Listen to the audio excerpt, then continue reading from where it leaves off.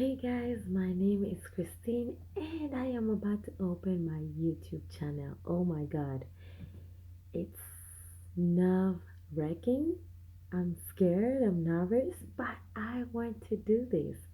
Hey, I want to show you guys the difference between states and Africa. That's going to take a lot, but that's what I want to show you, and I want us to go on this journey together. So please subscribe, stay on board, and let's do this together. Now, I have had a lot of questions from my Kenyan friends, my Kenyan family, everybody from back Kenya, and here as well. Now, some of the questions that I've gotten from back home, my friends have asked, Christine, do you guys have Kenyan food there? Yes, we do. We do have some Kenyan food. Someone has asked, Christine, are you ever going to relocate back in Kenya? Do you want to hear that? Do you want to know the answer? Huh, stay tuned. I will answer that on my next show once I launch my YouTube. Hmm. Stay tuned. You don't want to miss that answer. A lot of you are waiting back home. I miss all of you guys. Now, let me tell you a little story before I get started. I left Kenya when I was 14 years old. And the way I left, it was boom. I got up, packed my things from I was in school that time. I actually attended a boarding school back in Kenya. If you know about boarding schools, you know how tough those schools can be. You're never home, so you're not exposed to home. You're more exposed to being in school than you are exposed at home. So you can imagine, and then boom, I was gone. Never got to say goodbye, a good goodbye to my friends, or even a good goodbye to my family. It was shocking. It was really, really shocking. And again, sorry, it is so late here. I am so sleepy, but I wanted to do this one video to get us started. Now, I left at 14 years old, straight from the village to United States. That was tough. That was very tough. But hey, I made it. Here I am, right? I will give you a story how it was like. But growing up in the farm, growing up in the village, I had so many questions as well. I wonder, do do people in states have farms? Are there cows? Are there goats? Are there chickens? I also wondered, are there homeless people? Guess what? There are all those things here. But when I was coming, I did not expect them. But yes, they are. That was my flight. That was my first flight. Huh? Was I scared? No. I was actually excited. I was looking forward to see where I was going. I was excited to get into an airplane. I mean, all I did was see them in the air, but never got to ride one. But this particular time, I did ride one all the way to States. It was amazing. Now, I want to share this journey with you guys. I miss all of you back in Kenya, and I also have friends in States. So people were asking me, would you relocate? That's a tough one. I have friends here, I've made friends here, family. This is this is my second home here. This is my second home. But Kenya does remain my first home. Now, being that young coming to the United States can be a shocker. When I say a shocker, it can be a shocker. My goodness, the accent. You're talking of Kenyans, right? You know the R and the L's? My gosh, those killed me every single day. They still do. So now, let me tell you how it was when I got here. First, I couldn't hear what people were saying. So you can imagine when I came to school, I actually left, by the time I left in Kenya, I was still in my primary. Then when I got here, I went to my high school. So here I was a mono. For Kenyans who understand what a mono is, a mono means a form one. So here that is ninth grade.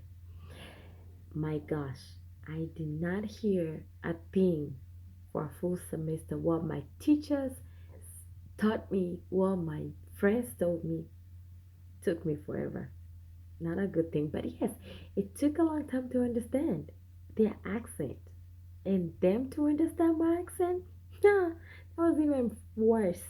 They couldn't understand me. I was trying and trying, and no, it's not like I didn't know English. I did, but the accent is so different now. With time, I did adapt, and I kind of got used to kind of now talking like them. But let me tell you a very funny story.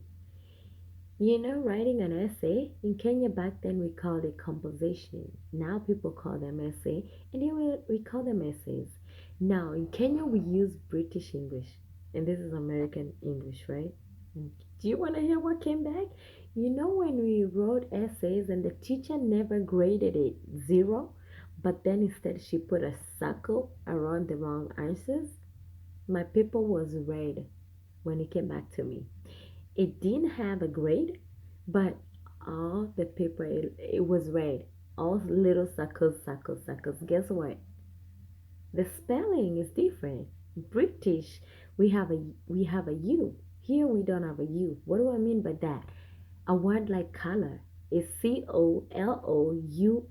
That's the way a Kenyan would write it, and that's how a British would write it. But now in America, that would be COLOR.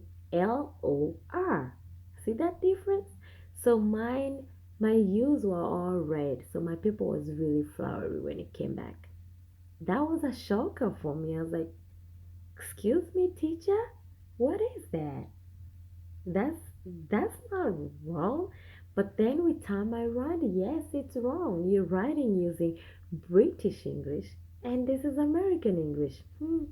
It was a tough year for me. The first year was really difficult for me. And at the same time, I was having homesick. I missed my sisters.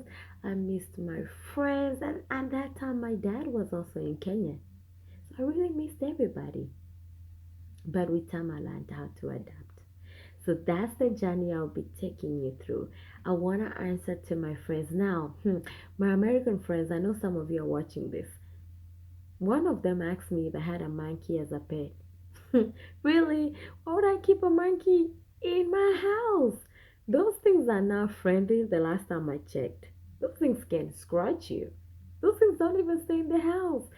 Well, as if that was not enough, I had someone else ask me, "Do you have a lion behind your backyard?" Really, my American friends? Why would I want to keep a lion behind my back door, my back house, or my backyard? That thing is wild. That thing is not a dog. That thing is bad. Huh? Ask Simba. Simba's lion. So, anyway, so those are the funny questions that I really got when I got here. Very interesting. They're very interesting questions. But they didn't, they meant it when they asked. Some did, some were just joking. But anyways, so I will get to answer some questions. I'll get to share with you some of the things my American people think about Kenya, and I will also share some of the things that my friends back in Kenya ask. So please, guys, subscribe and click on that little bell for notifications so we can go on this journey together. I want to tell you how it is to come from the village straight to United States. That's a tough one.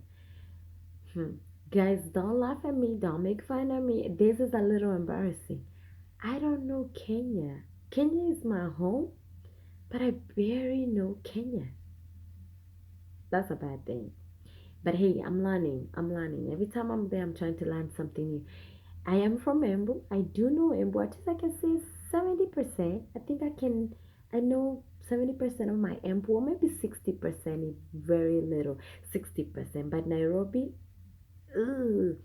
I can't even walk in Nairobi by myself. Honestly, if you left me in Nairobi and you left me somewhere, you will find me on the same place, the same position, because I'm not gonna move left or right because I don't know where I'll be going. I don't know my way in Nairobi. But hey, I'm still trying to figure it out. Every time I visit, I do. Now, people have asked me, "Do you guys have Kenyan food in the United States?" We do. But do you know what we miss most in Kenya? Farmer's choice. Ah, if you're coming this way and you bring me some farmer's choice, you'll be my best friend for life. Hey, that's a story when we launched the new YouTube. We really do miss those things, the sausages, but we do have other Kenyan food. We do have Kenyan spices. I've had someone say, "Why do Kenyans always send people to bring them spices when they go visiting?" Okay, the thing is, they are a little expensive here, but yes, it's not like we can't find here. It's just a thing that I guess we're kind of used to. Hey, if someone can bring it to you from back home, better. It's cheaper. But if we can, yes, we can get Royco and all other spices here. So to answer your questions, yes, we do. Now, everybody else, ask me, are there homeless people in the United States? Guess what? Yes, we do have homeless people. Do we have ghetto places in states? Yes, we do have ghetto places. I've had people say, oh, states is so clean, states is so this and that. No, we do have some ghetto sides, and yes, we do have some homeless people. And I'll be showing you that. I'll be taking you to I'll be giving you a tour to United States, you know. So stay on board so you can get to see. People have asked me, how do you come to States? Why does it take too long to go back to Kenya once you get here? All those I will answer as I launch my new YouTube channel. So you don't want to miss any of those. Let's go on this ride and this journey with you. This is going to be Christine's life journey. In other words, Christine's life safari away from home. Stay tuned and please subscribe. Thank you and see you next time. Bye.